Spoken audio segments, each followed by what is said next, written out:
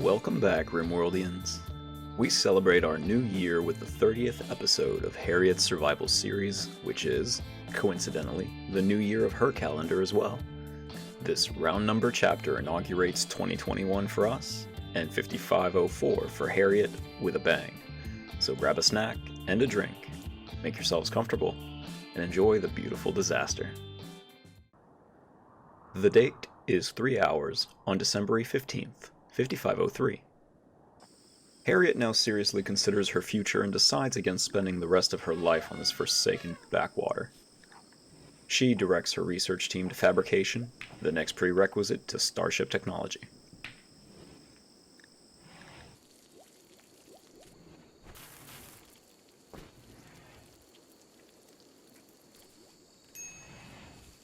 As the sun begins to set, so too does a mech cluster.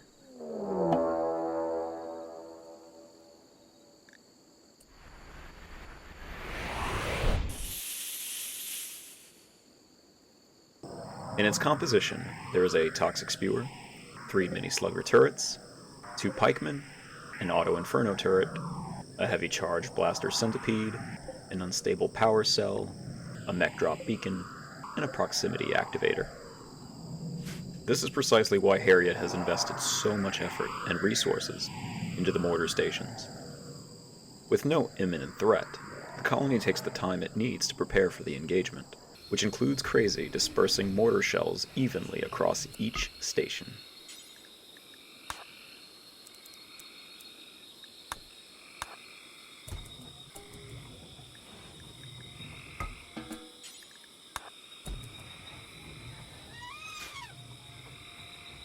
Harriet issues a lockdown protocol for the entire colony. The next morning is the new year, during which Crunchy receives an inspiration. An art bench is built for future inspirations, however Crunchy can only construct, so her bonus is used to create a legendary armchair to comfort tedious undertakings. While Crunchy and Beaks collaborate on this project, a toxic fallout wafts over the region, prompting the colonists to create some covered walkways between buildings to mitigate their exposure.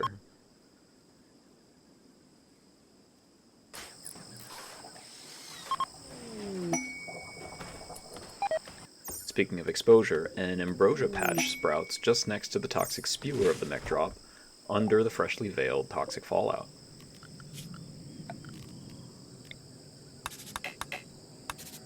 That afternoon, at 15 hours, Pixie's dynasty dines together.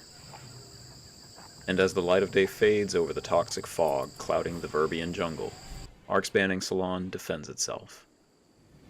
The best shooters, Exec, Cryan, Harriet, and Beaks guard the security funnel while Crunchy, Wheel, Lions, and Crazy man the mortars.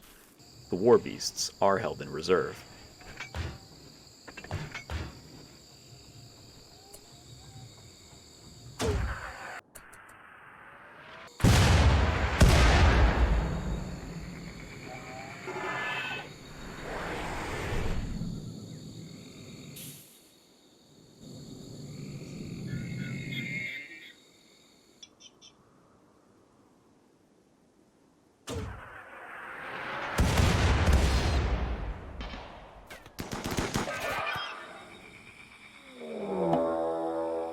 The intensity of the situation is exacerbated by a massive tribal invasion.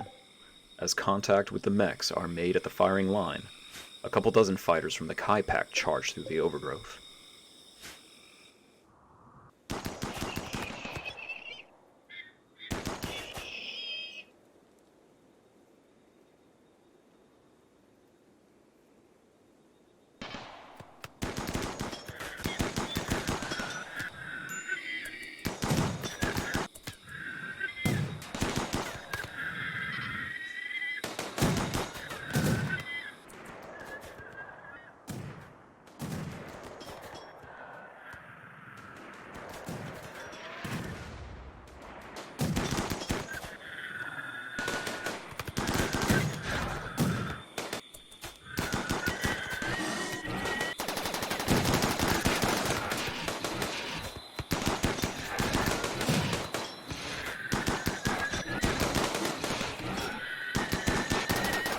During the battle, an earth-shaking shockwave rocks the region.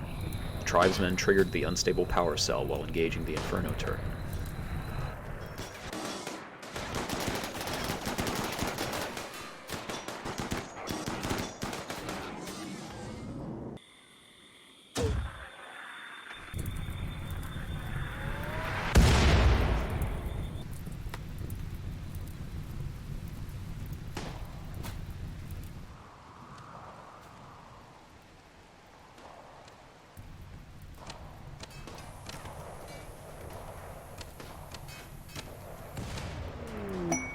While tribesmen fling themselves onto the static defenses of the mech drop, a steel meteorite lands between the two attacks to the northwest.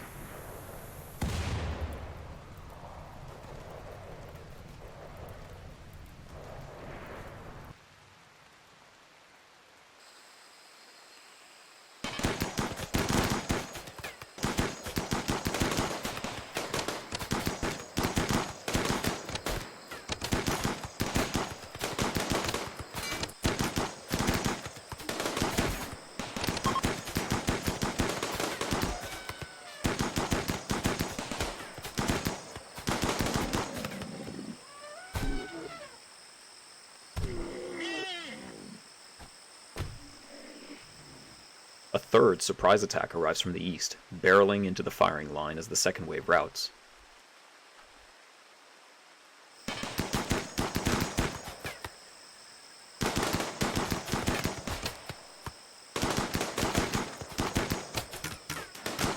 This wave closes the distance too quickly, and thus the turrets are activated.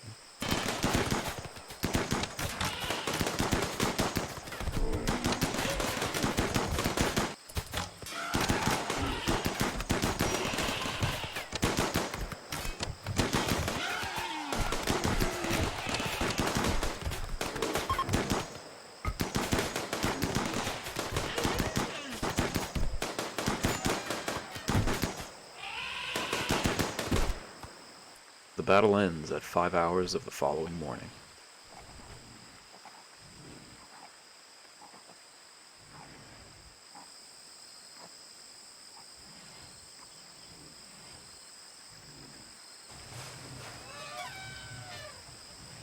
Or so you thought. On the graves of sacrificed colonists, an airdrop from the burglars craters, armed to the brim with handheld explosives. In utter panic, Harriet orders every single able-bodied defender, human and animal, pregnant or otherwise, to retaliate.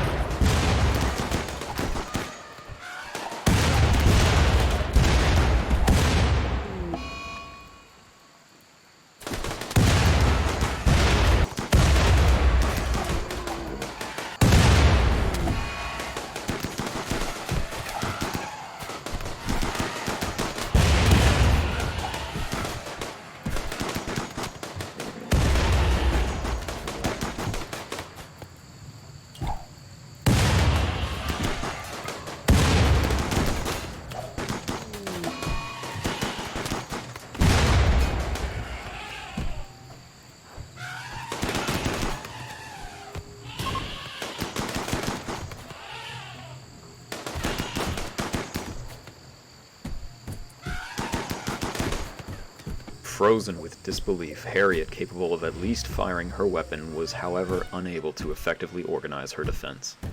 The impact of a dozen grenadiers lightning striking behind her prepared defenses was something she had not experienced before. Her inexperience cost the lives of her first companion, Hypergig, and two of the elephants, Streams and Goodstash.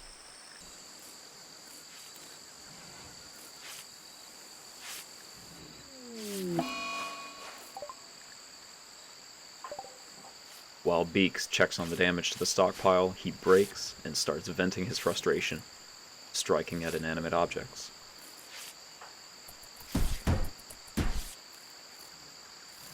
Shortly after, Siza and Rennick succumb to their grievous wounds.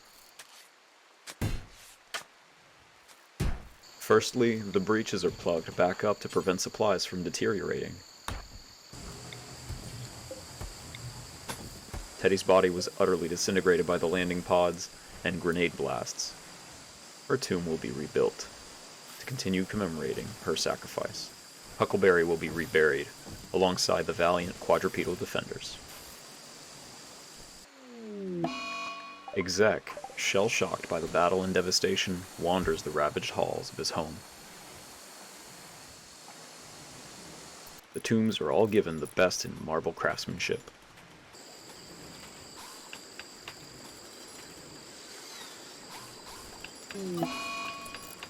In a baffling request, the Empire of God seeks accommodations for a dame's court. Harriet shakes her head and ignores this request. Meanwhile, Dark has been accepted back into the colony. Dark, whose story has been rather tragic, wanders in sadness from his guilt for turning on his friends at such a critical time. Crunchy, while clearing the security corridor of bodies and spoils of war, finds ambrosia in the pocket of a dead tribesman. She throws caution to the wind and indulges to numb the trauma.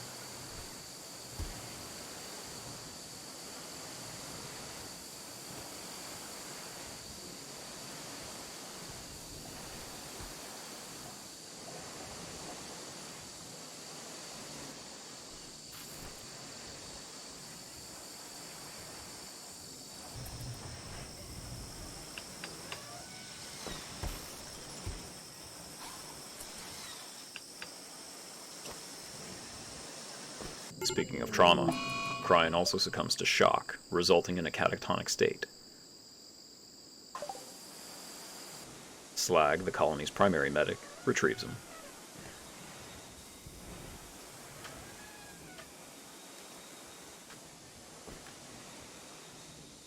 Over time, the majority of the colonists shake it off, and Lion sallies forth in the early morning hours of the 4th to disable the mech's remaining toxic spewer.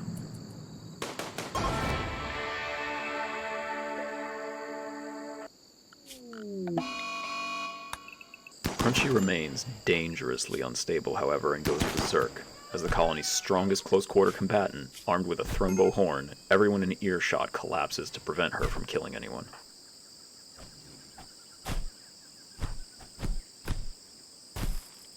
Luckily, no one is killed, but it was a close call.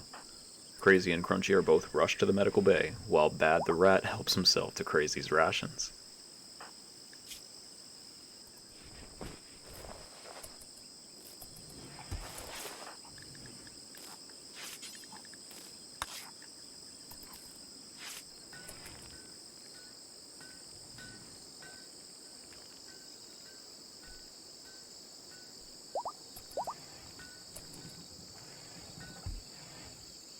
As the graveyard's craftsmanship continues, Dark finally comes out of his room to help the colony.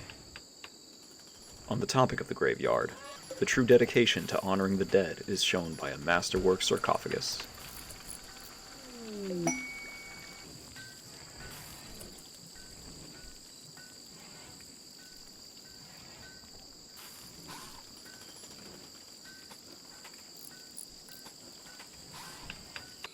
With the final grave sealed to honor Teddy's fall, the sacrifices are entombed.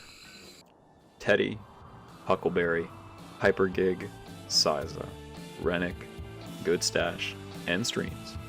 Thank you very much for financially supporting this series, as well as those of you who survived the attack.